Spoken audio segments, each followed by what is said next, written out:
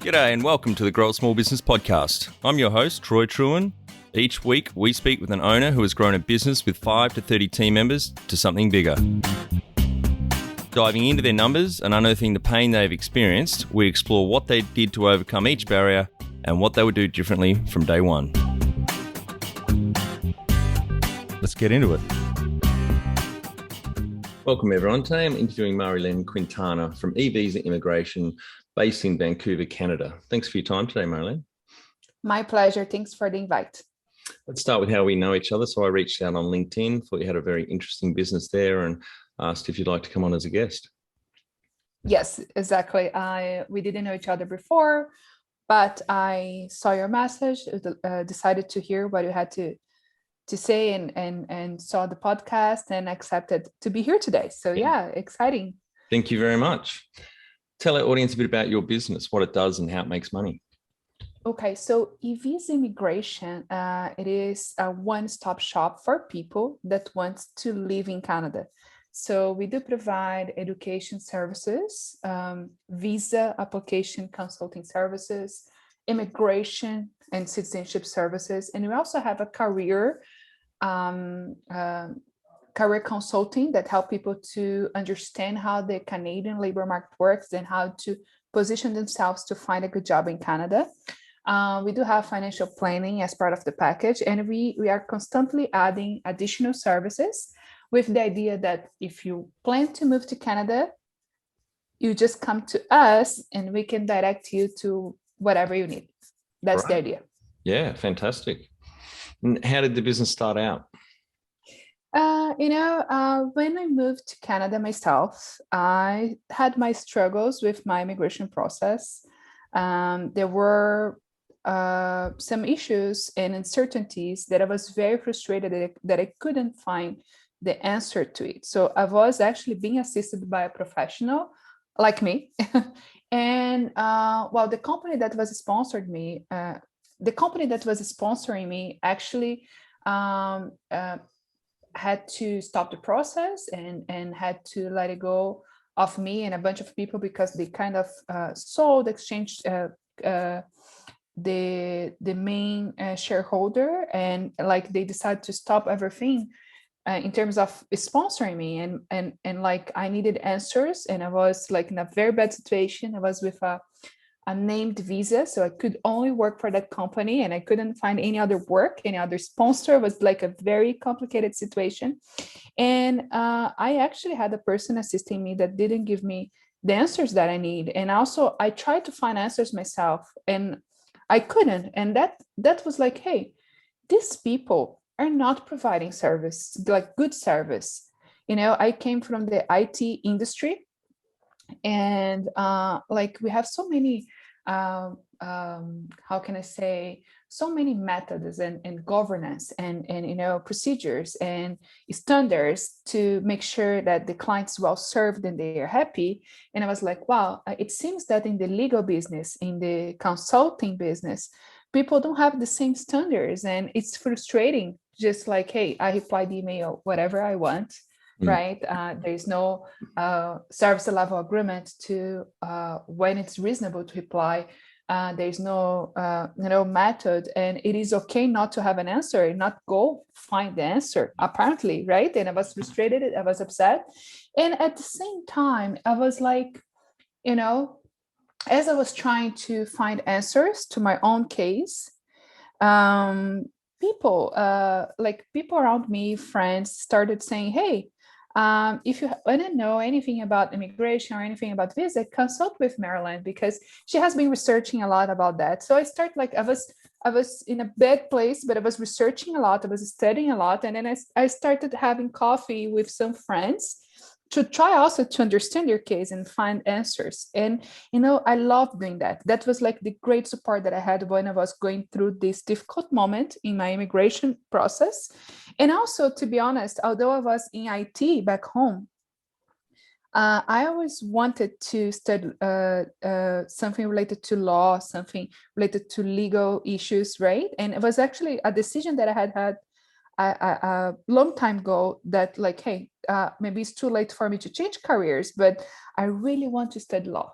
right? Yep. So it was when I said, like, I'm loving talking about this. I'm loving researching about this. And I will go and study immigration law, and I'll pass the bar exam to become an immigration consultant, Mm. right?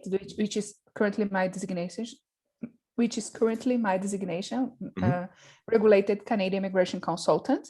And yeah, so it was like, for me, end up being a way to make like a dream to come true. Also, something like that I always loved was to help people, Yep. to serve people, to be the person that direct people and coach people to the right thing to do, right? So I found that I could do that in this business. And that's why, like, I decided to pursue it and became my passion, like helping people, working with legal matters, and pretty much creating a service standard that, in my opinion, didn't exist in the industry, and it still do not exist in most companies, right? Because most of people that work in the legal area, in the legal field, like they work in small offices. They haven't have that experience dealing with so many quality standards that we have, for example, in IT industry. So that's the whole story, I guess. That's how I became an immigration consultant. I think that's a good point. In my 22 years of owning and growing small businesses, I've worked with a lot of lawyers and solicitors, and most of them are pretty shit. And one of the simple things they can do, something you touched on a minute ago, is just reply to emails in a timely manner. Exactly. Get back to people, or do what you say you're going to do. It's so simple, but that the image of the professionalism of those legal people diminishes pretty quickly when they are tardy with just simple communication. Yeah, it is so interesting, like how, and I even see that, like, when we are hiring people and they have the legal background and they have no idea how to manage a client file with like deadlines. Oh, of course they do manage deadlines, but like it is different from having standards for communication, standards like, you have a commitment to reply within 1 to 2 business days. You have a commitment to negotiate. You have to take that case file as a project, right? So you have the stakeholders, you have to manage expectations, you have to make sure there's a clear process that is communicated. So all this, it's very interesting because you can be a very good professional in what you do, like concerning the legal matters, but like at the end of the day, you have to know how to serve your client well, how to communicate with your client, how to manage expectations.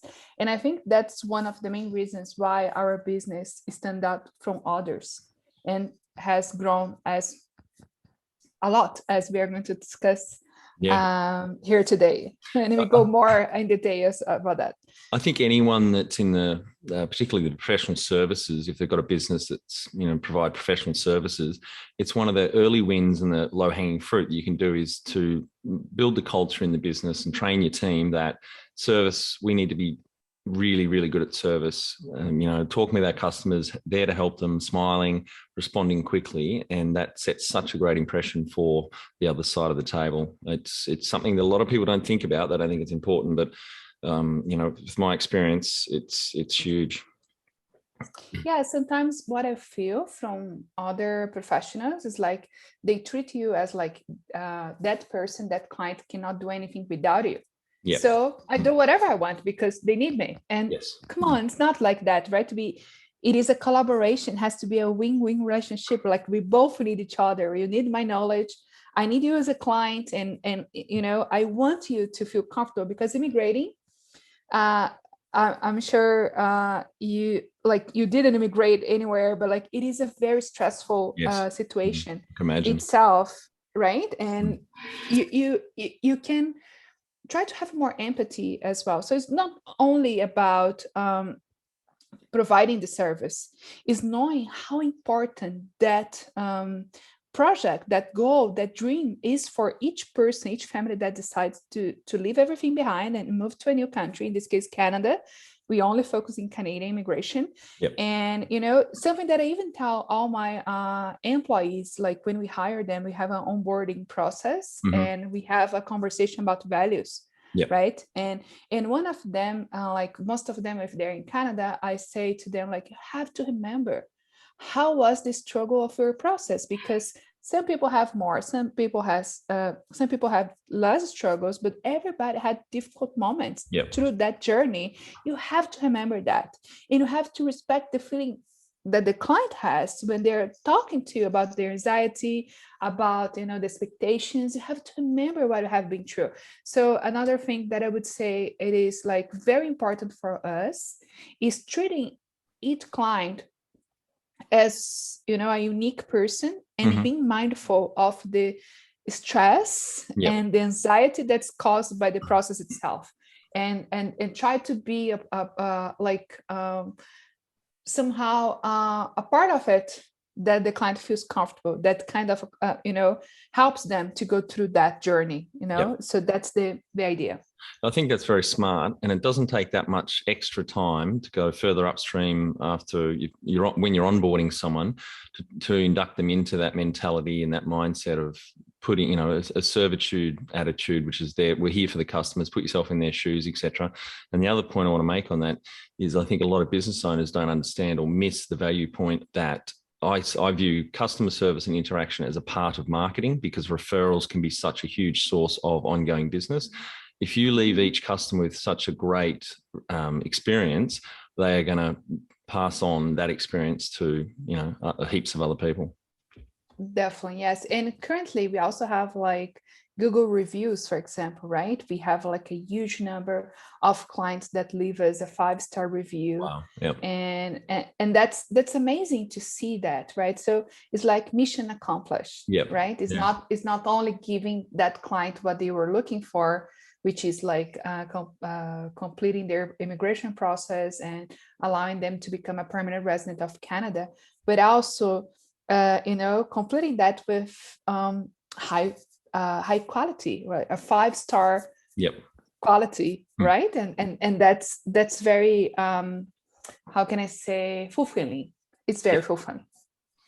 How old were you, and what year did you start the business?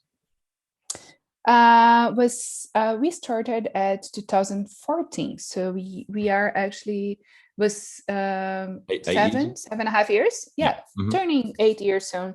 So yes, so it was 2014. It started only me. And how old were you then? Of course, when you started the business, how old were you? How old I was? Let me see, 2014. Well, 32. Yep. Right. 32. Yeah, 32, 33. Around that. 33, I guess. 33, because I'm turning 40 this year. So yes, 33 years old.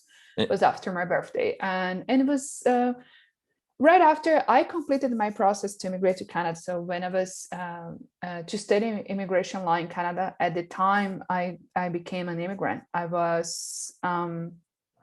It was a requirement to be a permanent resident of Canada. So I completed my permanent resident process and started studying immigration law. And then when I graduated was when I decided to start e-visa immigration, right? And then I had, of course, a partner that helped me in terms of business guidance and provided me with some help from for funding, because we use only our own funds, right? I actually, because I immigrated, I have sold at the time my apartment back in Brazil, where I'm from, and I had that money, and I couldn't afford to buy something in Canada with that money, and then I decided to invest that in the business. And so it was privately funded by us, by me mostly, and covered also by my business partner. And then year one, which was 2015, was quite hard. I had to start over one time. I had a company that we decided to kind of join forces and establish an office together, so it would be cheaper in terms of expenses, etc. And then we kind of, few months down the road, I had hired one assistant at the time, and then we were not working well together, and we decided to go separate ways. So first year was a difficult year. I had to start over once again in another office, and because at the time I was a brand new immigrant and I couldn't sign a lease. So that person signed the lease, and that there was no reason for me to like, continue with the office that we have established. So I had to start over. Yep. So I decided, because the assistant that I had at the time was kind of a referral from that partner at the time. And I felt like if you are not working well, maybe it's good for me to start over. So I said, okay, the assistant, I think, does not make sense now. I will go follow my path myself. And then I start over again, and then hire again one person, 2 people, 3 people. And then the business started turning out. And I was never scared of investing. Yep. Because it, for me, was like very clear that I want to provide very good service standards. Mm-hmm. I would invest in hiring people so I could, continue accepting clients and continue to deliver with the quality that I was committed to, right? Yep. So I think year 2, we were about 8 people. Year 3, we increased to 20. Wow. And then currently, we are 50 plus people. That's amazing. Yeah. So yes. I think you said before the call about 57 people now, isn't it? Yeah, it's around, I had to double check, but either 54 or 57. Yeah. It's about that. Well, that's amazing growth. Lost count. Yeah, in less than 8 years, you've gone from yourself to 54 or 57 people. That's amazing. Well done. Yes. And we now have pretty much 4 bases, right? So in the 4th year, or I think it was 4th year, we opened an office in Toronto. So the main office, the headquarters where I'm based usually, it is Vancouver, BC, is the West Coast. And then Toronto is like the East Coast, and it's like the business city, and they've had a lot of demand from there. So we opened an office in Toronto, and then we started operation in Brazil as well, and we opened an office here that has been closed because of COVID, and we are waiting to see, now that things are settling down, if we're going to reopen the office. But we have a team working remotely in Brazil, and we have an office in Iran as well. All right. Wow. Yeah. Exactly. Yeah. So we have now 4 offices. So all the 50 plus employees are among these 4 bases that we have. Yep. Do you have any other key numbers you can share to illustrate the growth over the last 7.5 years? I would say we definitely increased about, before the pandemic, I think we were growing about 10 to 20% per year. Yep. Okay. And I would say customer satisfaction has been always super high. Yep. And we are keeping like steady 98% plus client satisfaction. So we do have a quality team that does client surveys to, review if they're happy, review if they have anything to share that we can improve our service. And we have been like having lots of happy clients throughout the years, and that's definitely something that we are very proud of. Great. When was the moment you felt like you had succeeded? I think when I stopped having the fear to survive. I stopped having the fear of not surviving. I think that's pretty much, for me, was like, hey, now I feel confident that the business is established. Like we are with a very strong foundation, and we are only growing from here, right? So I would say about maybe 2.5 years after we opened, and it was pretty much when I could rely on the cash flow, pretty much, right, without putting more personal investing, personal funding into the company, right? Sometimes if you have a big project, of course you do so, but now it's like it's more comfortable to make these decisions, right? It's a great feeling when you turn that cash flow corner, isn't it? Exactly. When it stops being scared, like, am I going to cover the expenses this month, right? Yeah. Payroll. yeah, and I think this is the big challenge for sure, for people to start, is like to keep going despite the time that takes for you to feel that, Yep. right? Yep. What does success look like to you? You know, for me, being recognized as a subject matter expert, being recognized as one of the main companies that provide immigration services in Canada, and that's is for me success. It's not about the figures, it's not about the company and size, etc. It's like being able to be recognized as a credible company that people can trust. Yep. And like anybody that's looking for Canadian immigration, Canadian visa and immigration, if they do any search, they will find our company, they see our reviews, and they automatically see this is a reliable company. Yep. I can trust them, I can hire them, I will be safe to work with them. And when I see that, that's for me is the most,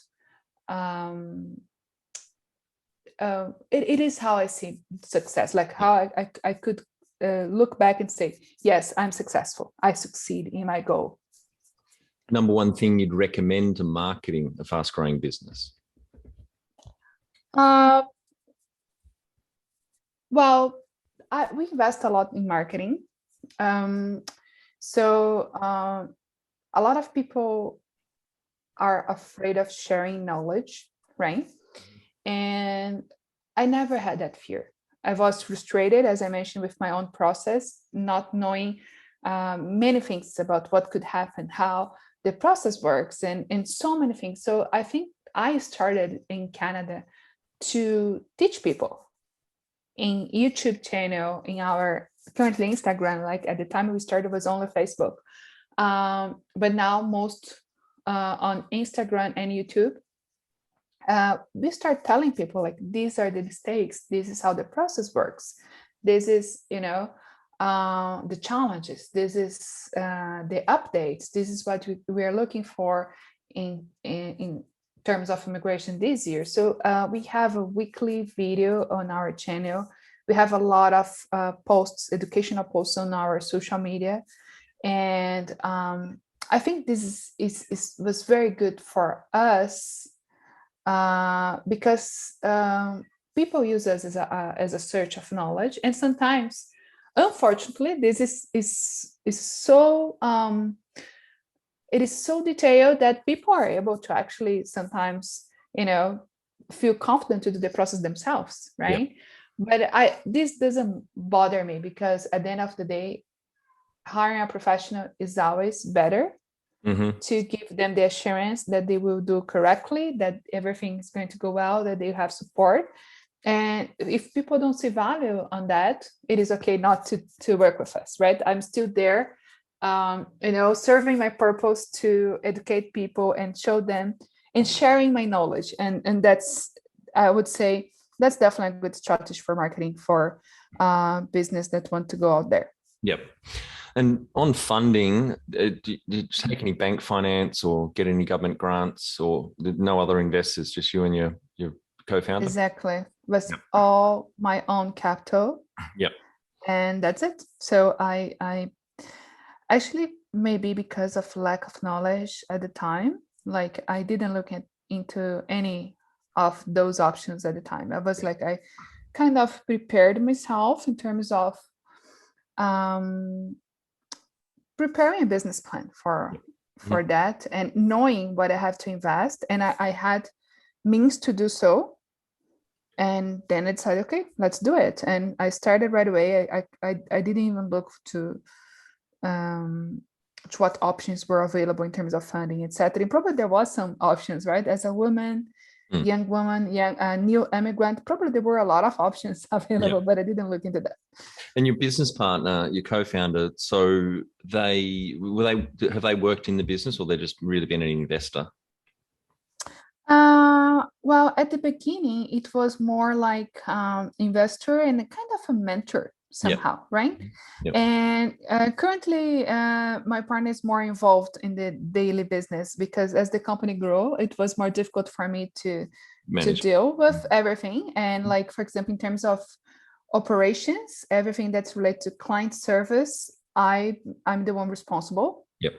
Right. So everything that is case files and managing clients, it's me.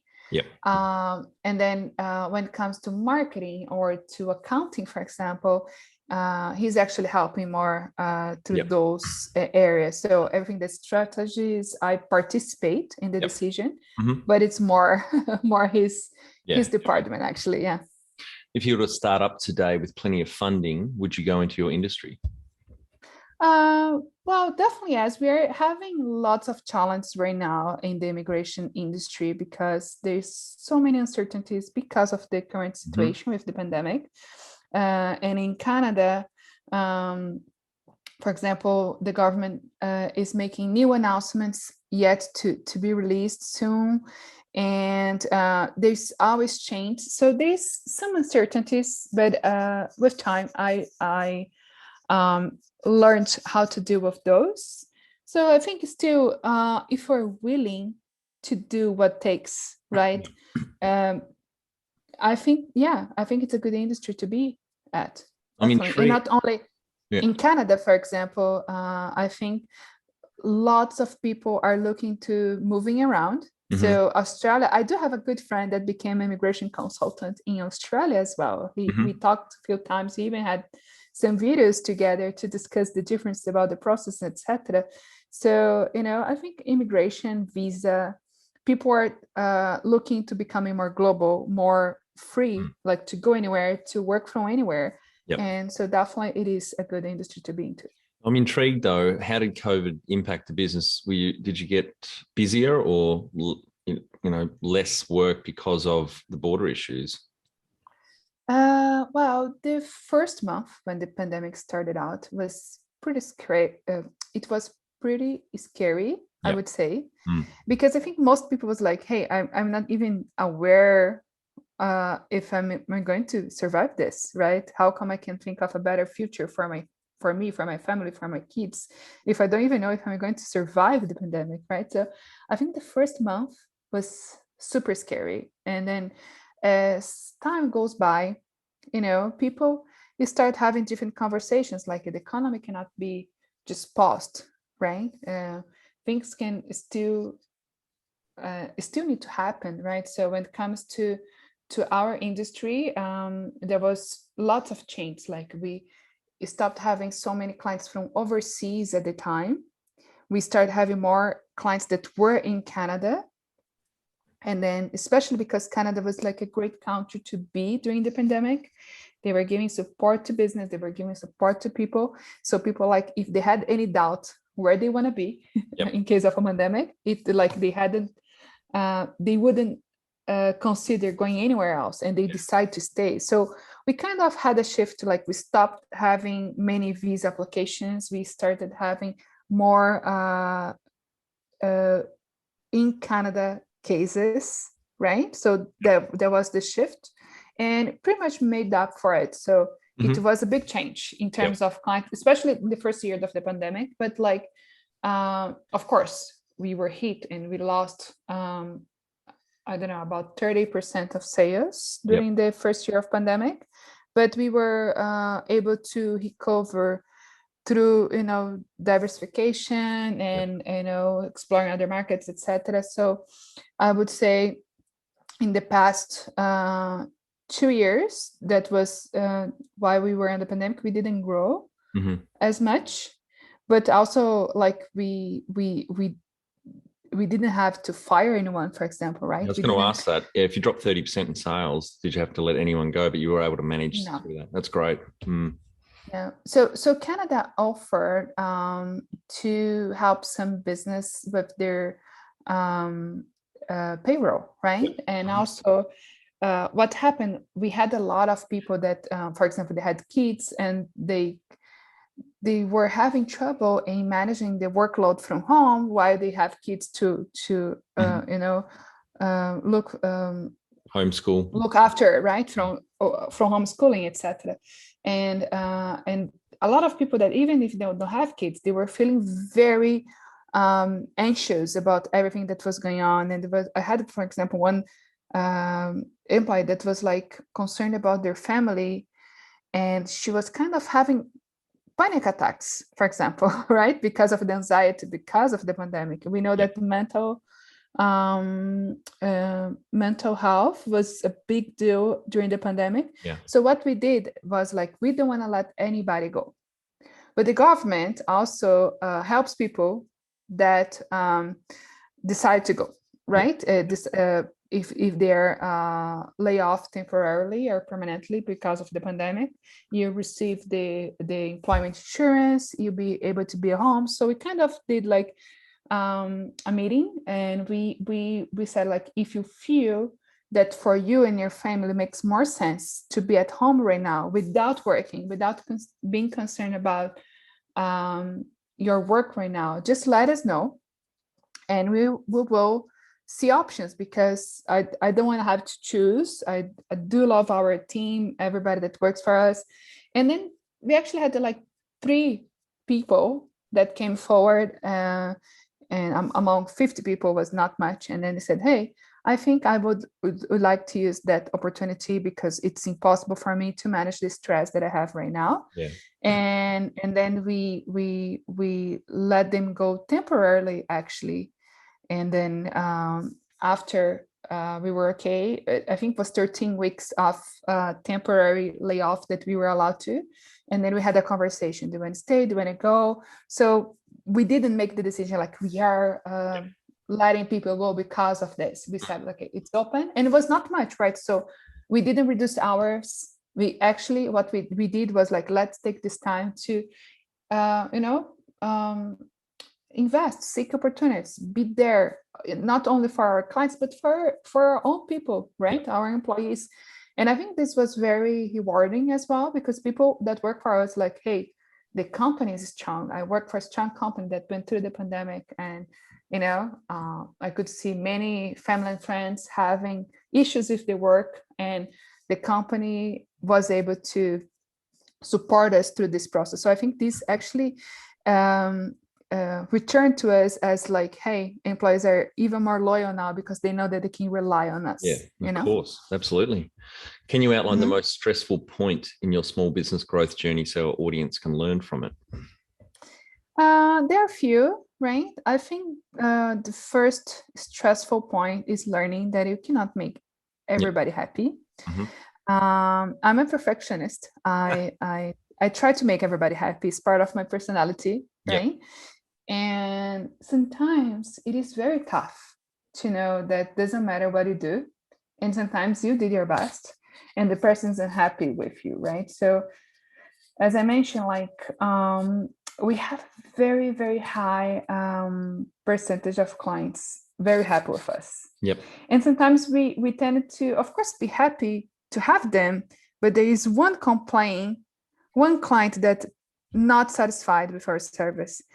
It is tough to deal with it, right? So at the beginning, I learned, but that was stressful for me to learn. Like at the beginning, I would even cry sometimes. I would take it personally. I would cry. I would feel, bad. I would fight so much for, trying to convince that person, hey, it is, maybe you are not seeing my way, and I wanted you, I was insisting, and that would hurt me.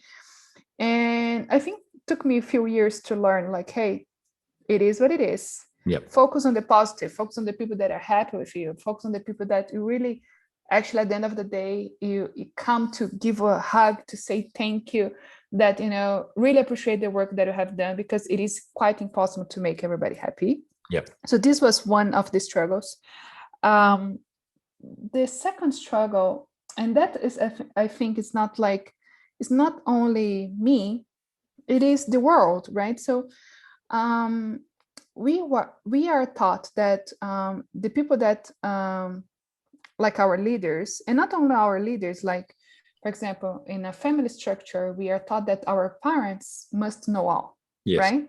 So we know that people expect that the one of the owners of the company must know everything, must have the answer for everything, must know how to deal perfectly with everything, and you cannot make mistakes. Like, people below you can make mistakes, right? Yep. But you are not allowed to make mistakes. You are not allowed to have a bad day. You are not allowed to, make a bad decision, and people will like throw you a lot of rocks. Yes. And that's tough too.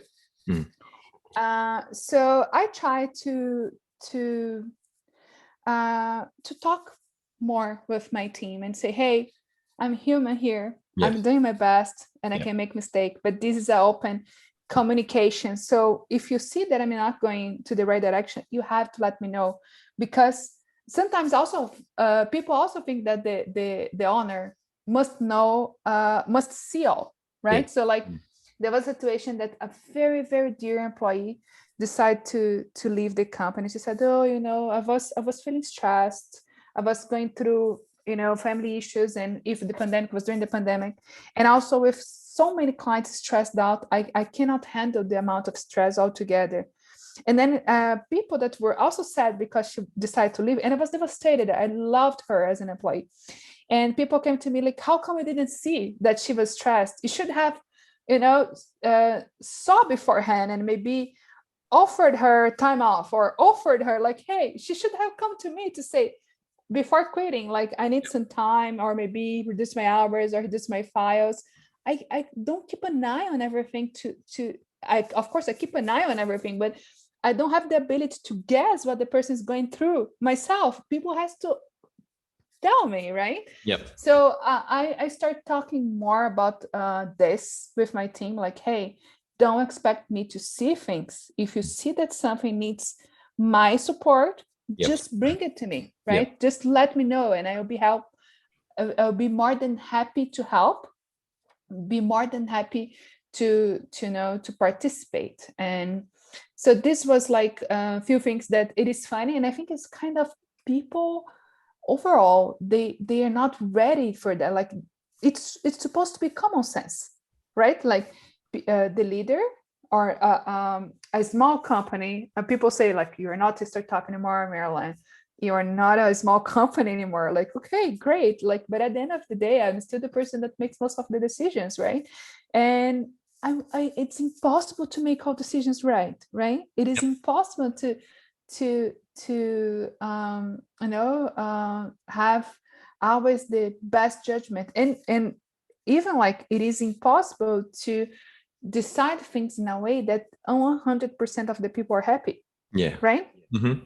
So we have to make choices, and eventually people are not always happy. So I think this was it was a struggle, and I'm always trying to deal with it, like by talking to the team and letting them know that, hey, please help me through it, right? I'm here, and I want to be the person that coach you guys through anything. Mm-hmm. But if you see that I'm moving to like I'm going into a direction that's not the way that you think that's right, let me know. Maybe I won't agree with you, but I really appreciate you letting me know, right? It has to be like collaboration to make things happen in a good way for everyone, right?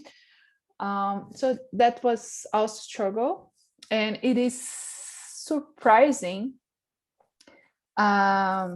And it was something that we learned. I think like if you see the boss in the first 1-2 years, maybe first 3 years of the company, I was always like, hey, I need to control everything. I need to know. Yeah. And of course, I still oversee everything, but like I learned how to trust more my people and the method that I created, and all the reports and controls that I created. So I think it is normal, right? So yeah, it is. You wouldn't have been able to grow as fast as you have if you hadn't have let go like that, though. Yeah. Like, of course, have all mechanisms to measure and make sure that everything's working well as expected. Mm-hmm. But it is also one of the challenges, like to grow a business. Like, hey, if you wanted to control every single aspect of your business, like you won't grow because, right? It's only you. So I guess we have like a very great team, and all that baseline that established at the beginning is paying off, right? But yeah, was one of the struggles. So I think it's like the learning process of creating a business from scratch and making it grow. What area in business do you feel you've had to work on the most to add the greatest value? At where I have to work the most. Well, I think the customer service definitely is the area that we always have to work the most. Yep. Right. Yep. And it is making sure that you are delivering well and making sure your client is happy. I think when people say like the client is always right, it's not quite true. Sometimes the client is not right. Yeah. But what that means is the main point of any company is making your client happy. Yes. That's a really good making point. sure that you deliver. Yep. What have you enjoyed the least about managing fast growth?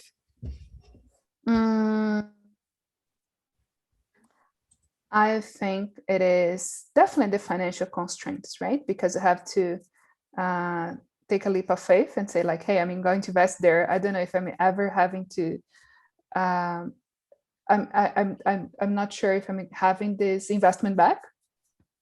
Right. And it's not only about money, it's about your time, it's about your career. Like I left behind an entire career in IT and I was pretty successful at. And I said like, okay, no more IT for me. I'm starting brand new in a new field that's completely new for me. And, it is pretty scary. It is pretty scary to think like, hey, if this doesn't work well, 2 years down the road, I'll be obsolete IT professional, right? It's so fast. And so I think like, and I'll have, I don't know, a deficit in my own savings. Yep. But I think like at the same time, it is something that you shouldn't think of. Just go for it, and it is stressful, but every time that thought came, like, I don't want to think about it. I already committed myself to do so. And, I just look forward. That's it. So that was my mindset about it, which is, I guess, the next point. Well, the next point is, what do you love most about growing a small business? Exactly. It's the challenge. It's like, in IT, I was, through most part of my career, a project manager. And it's like, I have nothing and I will select the right people. I will put a schedule together. I will make a plan. And then after a certain time, you make things happen, and you have to challenge, you have to deal with it. And when you solve a challenge, it's like so satisfying. When a person comes to you and say, thank you, you made my dream come true. That's like the most part. I love, I call my clients myself to say they were approved for permanent residency. Yeah. I call personally. It is funny to see that most people think like when I'm calling towards the end of the process, like, Marilene, what happened? Is it the bad news? Like bad news? Like, no, it's not. Of course not. It is good news. You're approved. But with over 50 team members and going for nearly 8 years, you would have had thousands of people through, and you've rung all of them.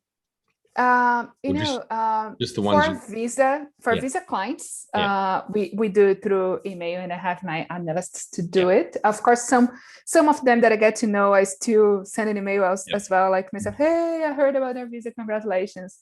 And when I say my clients, because like besides being the operations director of the company, but which is the role that I have in the company, I'm also a regulated Canadian immigration consultant that still take clients on my own. Got it. Right. So it's like I have two hats in the company. So when I say my clients, the clients that I'm dealing directly with their case files, we do have other consultants.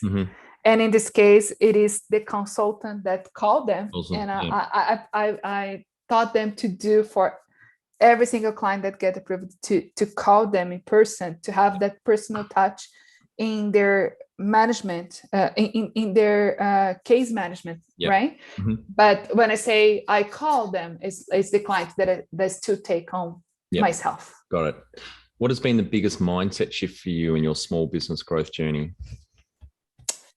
I think kind of answered this question before. It's pretty much like about trust. It's about learning that you cannot make people happy, or sorry, you learning that you cannot make everybody happy, Yes. right? And there's always a small percentage that it is what it is, and you have to look at the people that are made happy, right? And not taking things personally. Yeah, I think that's one thing. What is the number one habit you think a small business owner needs to develop and maintain? I think that I'm not sure the habit, and I can talk more about this, about habit, but like not sure. What's something that we have to maintain is like you have to make an agreement even with yourself, like what are the business standards that I'm going to deliver, right? And you have to stick to it, right? And you have to monitor yourself, have to organize yourself. So when it comes about habit, I think like one of the most important skills to have, it is time management. Yep. It is, not over promising. It is, communicating well. Mm-hmm. And not sure if that's a habit, but like I think it is kind of a skill to have as a small business owner, to develop and maintain your business, right? To have to, and it is not easy. I worked many hours a day for many, many years. And it is when people say like, hey, I want to be an entrepreneur because I want to have the freedom to work less hours or to work whenever I want. That's not true, right? No. That's like when you work for your business, you have to put away more than when you do work for somebody else, right? So and you have to manage your time and your stress. Mm-hmm. Have to have like a high level of emotional intelligence to deal with that too, right?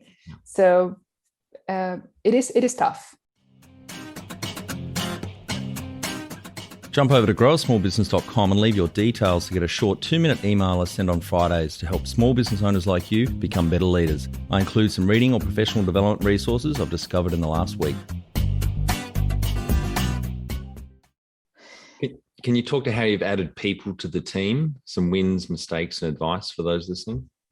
I think hiring, it is one of the most important part of growing a business. Totally agree. Because one of the podcasts I listened to, one of the founders says recruitment is the most important thing a manager does, because if you don't get that right, it's just it's just that. Yeah. It is like if people won't be able to see and to work for clients respecting the company values, right? Understanding what you're trying to achieve when you are serving your client, right? And so people has to actually really understand what are their role, but it's not technical role. I would say it's even more like knowing the identity of the company, knowing, as I mentioned, like when we talk about migration, it is very stressful for the person going through the process.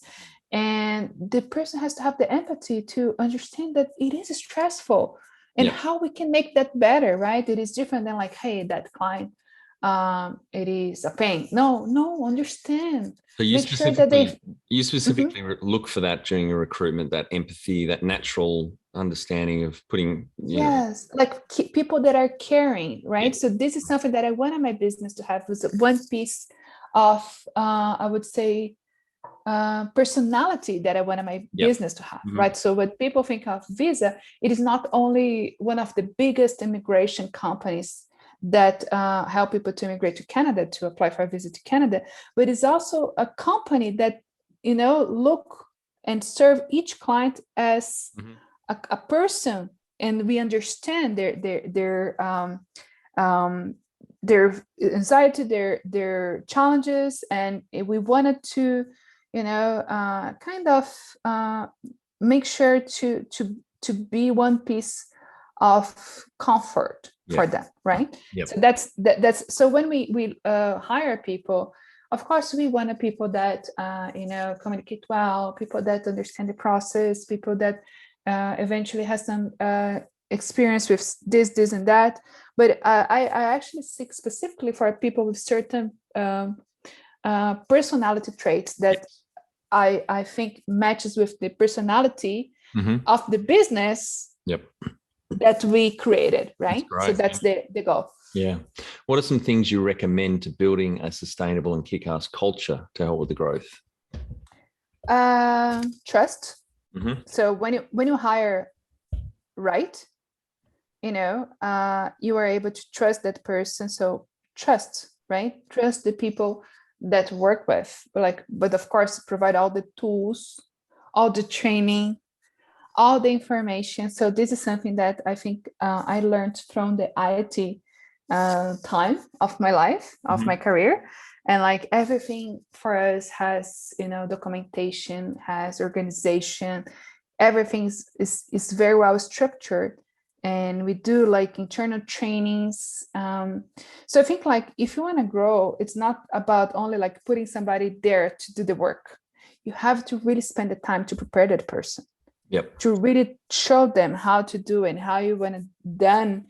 And it's not about just knowing the technical parts, about knowing all other aspects that come with it, right? So I think training, so hiring well and training well and trusting them. Like once you train and you assess and you see like, okay, this person's ready, then trust them to carry on the service that you prepare them to do.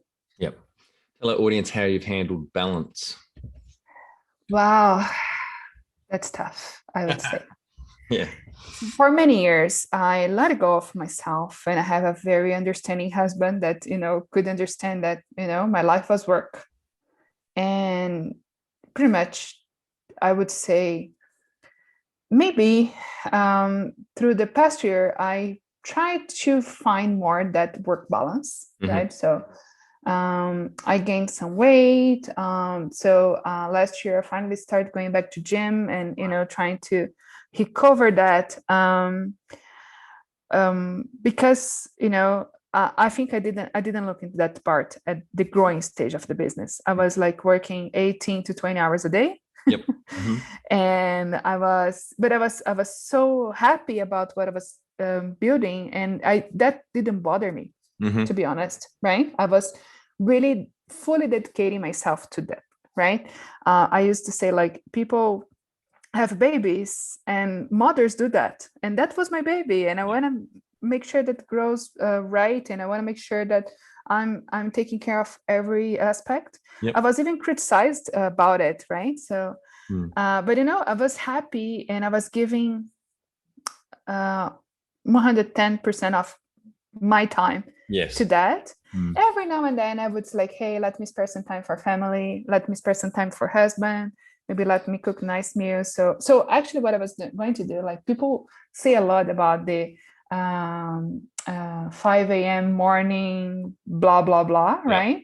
And I'm not a morning person, to be honest. I'm like a more a night owl. So yes. And, for me, I was like, I prefer to, I don't know, work through the night. And I think it was something that IT gave me. Like there was so many projects that I had to run through overnight, right? So I was like, okay, I really function at night.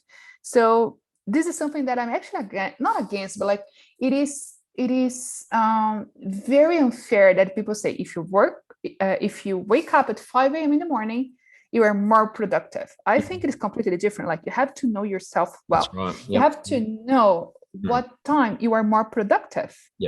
And you make sure that you allocate yourself to the most important work during that time.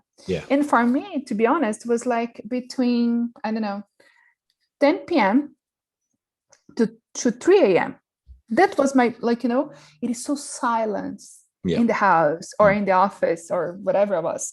Mostly in the house, I guess. We had a small office there, and I can, think about my business or my case files, and I can have ideas, and it was like my bright moment. So it is okay if I go sleep at 3 a.m. and then I wake up, I don't know, 7 or 8. and I don't wake up at 5 because No. right. And then I'm fresh. I was having as much sleep as I thought was okay. And I was happy to do so. And I had some criticism say, hey, Marilyn worked through the night and that's bad, or that seems that she's overmuch. No, it's my favorite time of the world to work, right? It is the time that I do my deep work. I'm changing right now because I want to make sure that I go to bed with my husband, Yeah. and he's happy and I have to take care of him. So I kind of finding other times that I do deep work too. So it's usually like, I would say, maybe 3 to 7. So it's still like, it's not morning. Yep. Morning, I like to do meetings. I like to reply to emails. I don't like to do deep work in the morning. No. So work-life balance, I think I first gave it all. I didn't balance much. And then slowly I start putting that balance back to my life, Yep. right? But for me, it was what made me happy at the time. So my pleasure was to see my business growing, was to solve the problems of my business and see that I succeed. So it was not something that bothered me. How much professional development have you invested in yourself over the years? Lot of books, I would say. Lots of conferences, lots of events. Not many podcasts, some of them, to be honest. It's something that I think because I don't drive as much. I live close to work, and that's something that I used to do when I was commuting more, and when I'm commuting less, this reduced. But yeah, a lot of books, I would say. That was one thing that I invested a lot. Yep. It helped me a lot. And a lot of research also, to be honest, like a lot of, I did some online courses. I actually, YouTubers also helped me a lot. I'm a YouTuber myself, right? But like, I also see so many interesting channels and TED Talks, and yeah. There's a reason why it's the second biggest search engine in the world after Google. Yeah, YouTube is huge. Yeah. And you can learn a lot from many people out there. So yes, that was lots of investment, I would say. And that was kind of my leisure time. Like when I say, going back to the old questions, like what was work or life balance? Like when I was having my, time to watch something or read something, but something about self-development, right? Yeah. And that was okay. Something that I would say about even going back to that questions, like I always respected myself in the sense that if I felt that I needed rest, I would rest. Yep. If I feel that I was energized and I want to do more and more, I would read through that energy and I would like, okay, let's do it, So of course, sometimes there's a lot of discipline, like, okay, I have to do this and that. And I kind of feeling lazy today, but I have to do so. I sit down, put my coffee on my side, and I will do it. So. Yep. You mentioned your business partner is a bit of a mentor. Have you had any other mentors or coaches along the way? I had few at the time that I studied. I think it was through every time I was a student, I was always kind of, that brilliant student that became friends with the teachers, and I admired them. And some of them was some people that I continued to have a connection after was working. Every now and then I would call them and I would sometimes divide some of my challenges.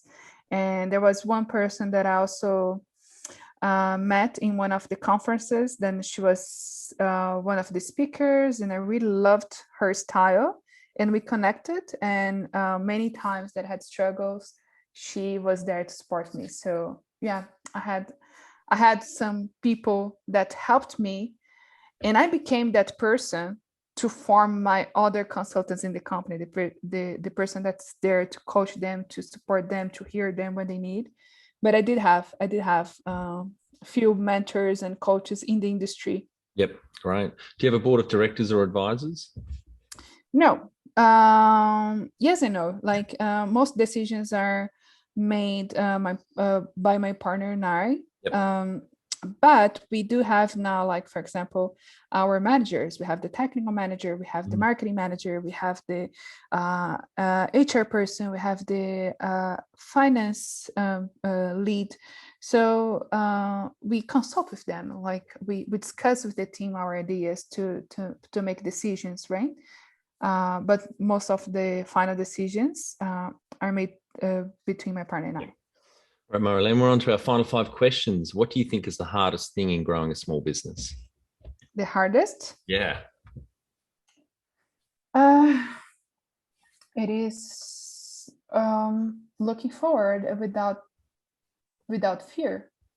You have to find that fear and have to say, I'm going to make it, and there's no other option. I'm putting everything I have, and if I lose that, it is okay, right? So I think managing that fear, it is the hardest thing, definitely. Favorite business book which has helped you the most? Oh wow, I would say one of the most recent ones that had a lot of tips, so I'll stick to that one, was the 4-hour work week. How to automate. So that was an interesting one. I like that. It is a good book, nearly 20 years old now, I think. Yeah. Any great podcasts or online learning tools you use for your own professional development? As I mentioned, like I listen to a lot of TED Talks, and I search specific subjects on YouTube, and I find answers. So sometimes it's not one channel, it's like searching and finding content.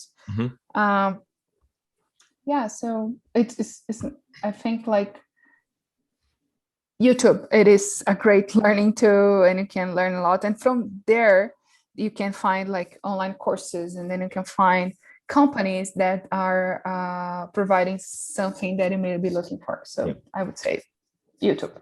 One tool you'd recommend to help grow a small business?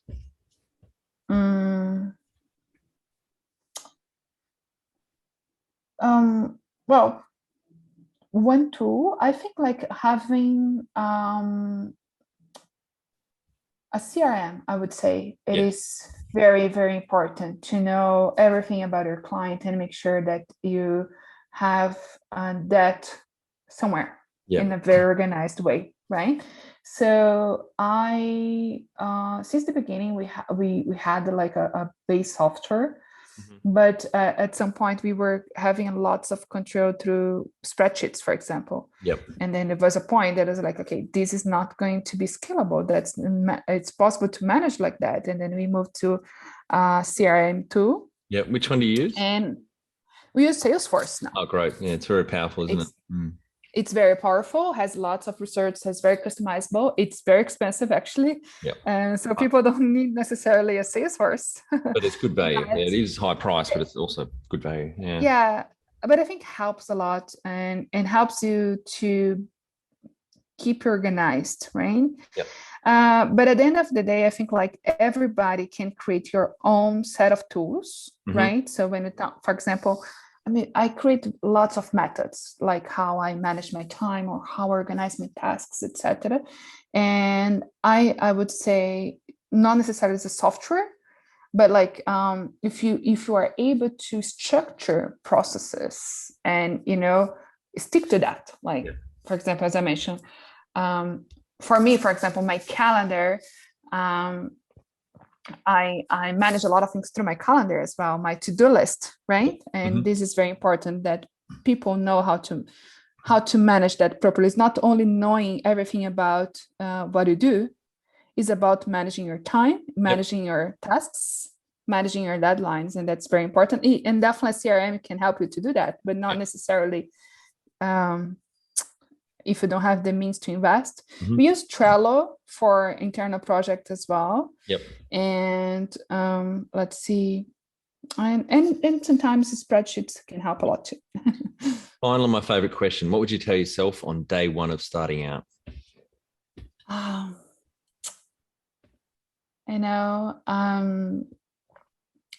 there is up and downs, and this is part of the journey. But if you do what you love with all your heart, and if you do your best, there is no way that's going to fail. Yep. So just go for it. Just go for it. That's what I would say. Great advice, and really appreciate your time today, Marilene. It's been wonderful chatting with you. Tremendous journey, less than 8 years from starting off with yourself to over 50 team members now, and helping the entire team, helping over thousands of people with their visas for Canada. So you're doing a wonderful thing, and congratulations to you and the team and your business partner on your success today. Thank you. Thank you very much. It was a pleasure to speak here today. So I do hope that I can shed some light to people thinking of, growing a small business. That's it. Thanks for listening. Please leave a review in iTunes or whatever platform you listen to us on. It means more small business owners will find our cast and help people with their business growth journey.